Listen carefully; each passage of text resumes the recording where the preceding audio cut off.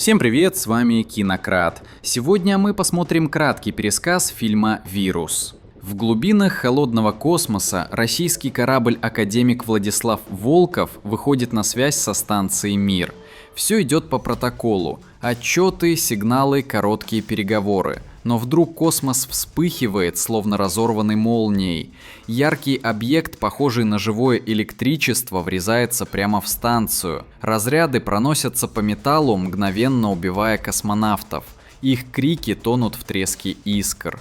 Следом удар достигает и Волкова. Лампы гаснут, приборы срываются с креплений, компьютерные системы сходят с ума.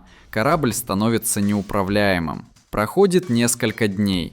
В другом конце мира, в бескрайнем океане, маленький американский буксир «Морская звезда» сражается со стихией. Шторм обрушивает на судно гигантские волны, ветер рвет паруса и тросы. Баржа с древесиной, их единственный заработок, уходит на дно. Экипаж в отчаянии. Капитан Эвертон, понимая, что груз не застрахован, уже готов нажать на курок пистолета, чтобы покончить с собой. И вдруг в серой пелене шторма они замечают темный силуэт. Огромный, словно заблудившийся призрак. Это академик Владислав Волков. Пустое судно дрейфует в нейтральных водах. Эвертон видит шанс. Если они возьмут корабль на буксир и доставят в порт, российское правительство будет обязано выплатить награду. Это не просто спасение, это миллионы. Команда перебирается на Волкова. Коридоры темные, пахнут гарью и морской солью. Металл покрыт ржавыми потеками, все вокруг будто вымерло. Включив питание, моряки слышат, как оживает гигант. С треском загораются лампы, оживают механизмы. Но в ту же секунду якорь срывается с креплений и пробивает корпус морской звезды. Их собственное судно тонет у них на глазах. Теперь у них нет пути назад. В хаосе один из матросов, Гико, почти погибает. Его спасает инженер Стив.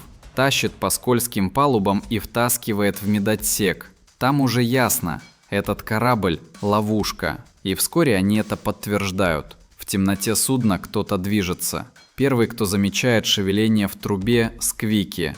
Он лезет проверить, но не успевает. В узком металлическом тоннеле что-то вцепляется в него. Раздается его крик, и он исчезает.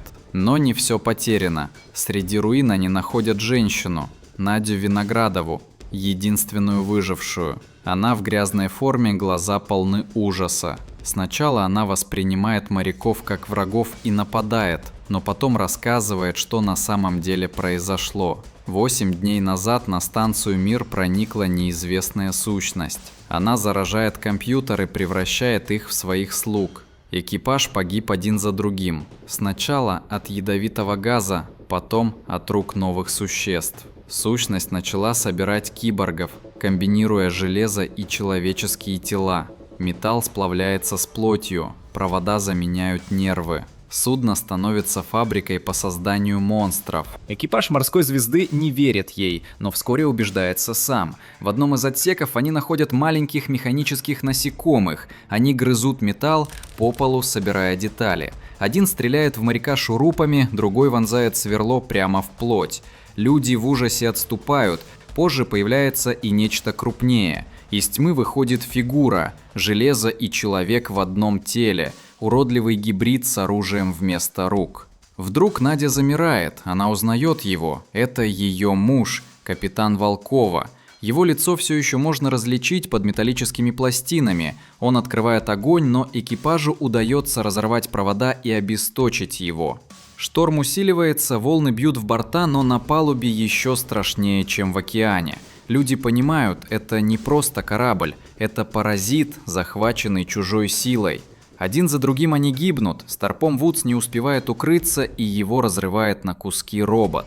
Выжившие собираются в радиорубке, Мейсон восстанавливает связь и посылает сигнал бедствия. Но тут в дело вступает сам Эвертон. Он уничтожает аппаратуру, заявив, что теперь корабль принадлежит ему. В глазах капитана безумие, он видит в этом шанс на власть. Внезапно они выходят на связь с самой сущностью. Голос звучит металлическим шепотом из динамиков. Он говорит: «Человечество, вирус, ваша плоть, мои запчасти, Ваши нервы – мои провода. Экипаж в ужасе, Эвертон же улыбается. Он предлагает сделку, и позже они видят результат. Эвертон возвращается, но это уже не человек, его тело сращено с металлом. Он киборг, слуга сущности. Время на исходе.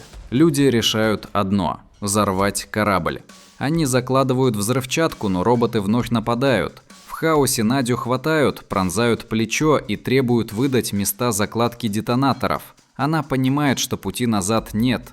Вырвавшись, она стреляет в газовый баллон. Взрыв сотрясает отсек, но монстр уцелел.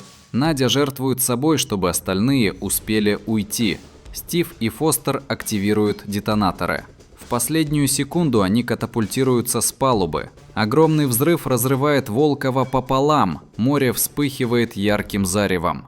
Вдалеке патрульный корабль ВМС США замечает пылающее небо. Финал кажется спасением. Вертолет подбирает двоих выживших, но даже здесь кошмар не отпускает. Фостер мерещится Гико. Изуродованный железными глазами, он тянется к ней. Она моргает, видение исчезает. Стив кладет ей руку на плечо и говорит: «Все кончено». Но в ее глазах сомнение, потому что подобные кошмары не заканчиваются так просто. Так заканчивается этот фильм. Спасибо за просмотр. Подписывайтесь на канал, еще будет много новых роликов. До встречи.